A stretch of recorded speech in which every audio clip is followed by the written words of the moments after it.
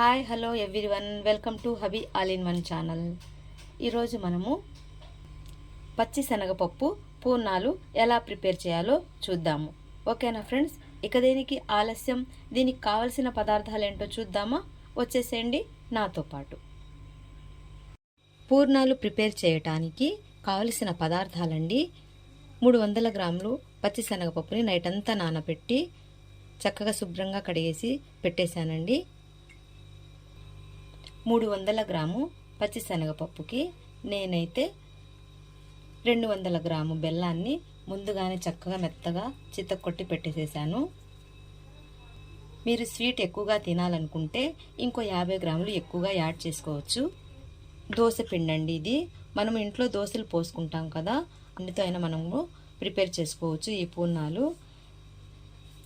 లేదండి మాకు క్వాంటిటీనే కావాలి అనుకుంటే ఒక అరకిలో బియ్యానికి 150 గ్రాములు కానీ 200 గ్రాములు కానీ మినపగుళ్ళు నైట్ అంతా నానబెట్టేసి ఎర్లీ మార్నింగ్ మిక్సీలో చక్కగా పిండి పట్టేసేసుకొని, చూస్తున్నారుగా ఇదిగోండి ఇలా ఉండాలన్నమాట పిండి. ఇలా చక్కగా మిక్సీకి వేసేసి ఈవినింగ్ అయితే మనము పూర్ణాలు ప్రిపేర్ చేసుకోవచ్చు. పూర్ణాలు అయితే చాలా బాగుంటాయి. ఇప్పుడు ఈ పూర్ణాలు మనం ఎలా చేద్దామో చూద్దామా. ఈ పూర్ణాల్లోకి యాలకుల పొడి చక్కగా మెత్తగా చేసి పెట్టేసేసాను. యాలకుల పొడి చూస్తున్నారుగా, పిండినైతే ఈ క్వాంటిటీలో అయితే కలిపి పెట్టేసేసుకోవాలి. మరీ పలుచగా కాదు, మరీ గట్టిగా కూడా కాదండి. ఇదిగోండి చూస్తూ ఇలా ఉండాలన్నమాట. నెక్స్ట్ మనము ఒక కుక్కర్ తీసుకొని శుభ్రంగా కడిగి పెట్టుకున్న పచ్చి శనగపప్పు, నానబెట్టి ఉంచిన పచ్చి శనగపప్పు ఈ కుక్కర్లో అయితే వేసేసి ఇందులో వాటర్ వరకు పోసి 3-4 విజిల్స్ వచ్చే వరకు స్టవ్ మీద పెట్టేద్దాం. ఆల్రెడీ నానబెట్టి పెట్టాం కదండి మనం ఈ శనగపప్పు. 3 విజిల్స్కే చక్కగా ఉడికిపోతుంది అనమాట. ఇంకా దేనికి ఆలస్యం, స్టవ్ మీద పెట్టేద్దామా. స్టవ్ మీద పెట్టేసానండి. 3-4 విజిల్స్ వచ్చే వరకు మనము ఈ పప్పునైతే ఉడికించుకుందాము. మనము పప్పు ఉడికిందో లేదో చూద్దాము. పప్పు చక్కగా ఉడికిందండి, ఒకసారి చూద్దాము. చూస్తున్నారా, ఇలా అంటే మెత్తగా ఉండాలన్నమాట.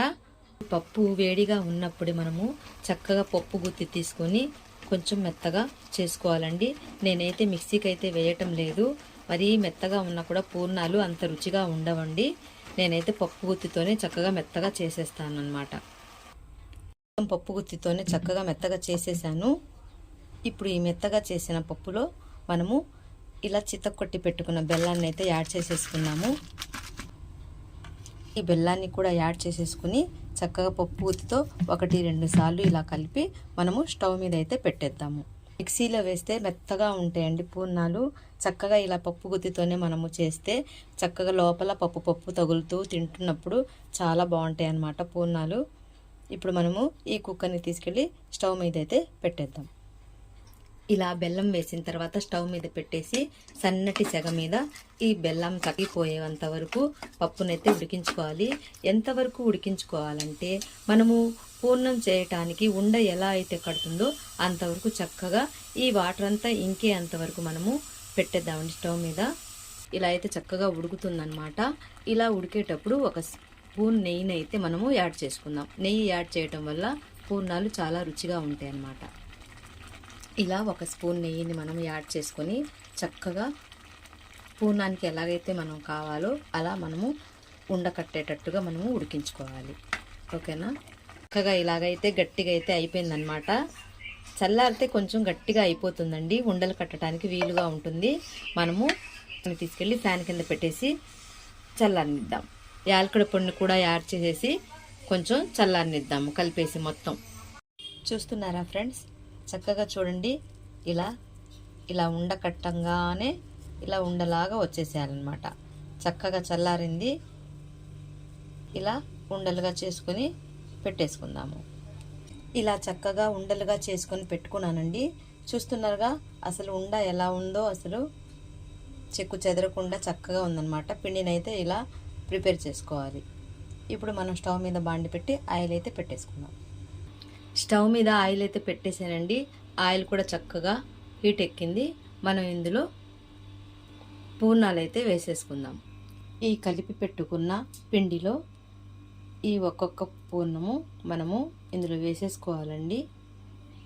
వేసుకున్న తర్వాత చక్కగా ఇలా స్పూన్తో తీసి మనము ఒక్కొక్క పూర్ణము వేడెక్కిన ఆయిల్లో వేసుకుందాము.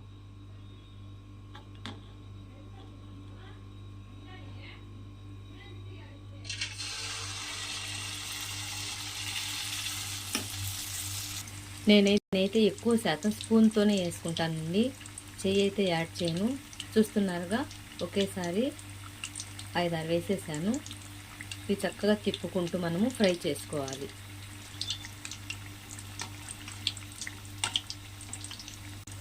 ఇలా ఒక్కొక్కటిగా తిప్పుకుంటూ గోల్డెన్ కలర్ వచ్చేంత వరకు ఫ్రై చేసుకోవాలండి. చూస్తున్నారా ఫ్రెండ్స్, పూర్ణాలు అయితే రెడీ అయిపోయినాయి. చక్కగా ఇంట్లో అందరూ హ్యాపీగా 4 టైంలో చక్కగా తినొచ్చండి. పిల్లలకు కూడా చాలా ఇష్టంగా తింటారు, ఎందుకంటే ఇందులో బెల్లం యాడ్ చేసాం కాబట్టి. ఎక్కువగా బెల్లంతోనే బాగుంటాయండి, షుగర్ అయితే అంతగా బాగోవు అనమాట. ఇలా చేసామనుకోండి చక్కగా 1 వీక్ వరకు బాగుంటాయండి. ఇలా బెల్లం కరిగించి పప్పులో వేసి ఉడికించి ఇలా చేస్తే పాకం పట్టినట్టుగా ఉంటుందన్నమాట. 1 వీక్ 10 డేస్ వరకు బాగుంటాయి అన్నమాట. ఇలా చేస్తే కనుక చాలామంది అయితేనండి మామూలుగా బెల్లం బాగా చితక్కొట్టి పప్పులోని కలిపేసేసి ఉండలు చేసి చేస్తారండి. అలా అయితే ఎక్కువ రోజులు నిల్వ ఉండవు, 1 డే 2 డేస్ అనమాట నిల్వ ఉండేది. ఇలా చేస్తే మటుకి 1 వీక్ 10 డేస్ వరకు అయితే నిల్వ ఉంటాయి. చూసారుగా అసలు ఎంత బాగున్నాయో. అంత గుండ్రంగా రాలేదనుకోండి, అయినా కూడా నాట్ బ్యాడ్.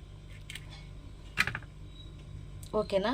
ఈ వీడియో మీకు నచ్చినట్లయితే లైక్ చేయండి, షేర్ చేయండి, సబ్స్క్రైబ్ చేసుకోండి ఫ్రెండ్స్. ఎవరైనా మీ బంధువులు చుట్టాలు ఉంటే వాళ్ళకు కూడా ఈ లింక్ పంపించి సబ్స్క్రైబ్ చేసుకోమని చెప్పండి. ఓకే ఫ్రెండ్స్, నెక్స్ట్ వీడియోలో కలుద్దాం. Until then bye bye, see you.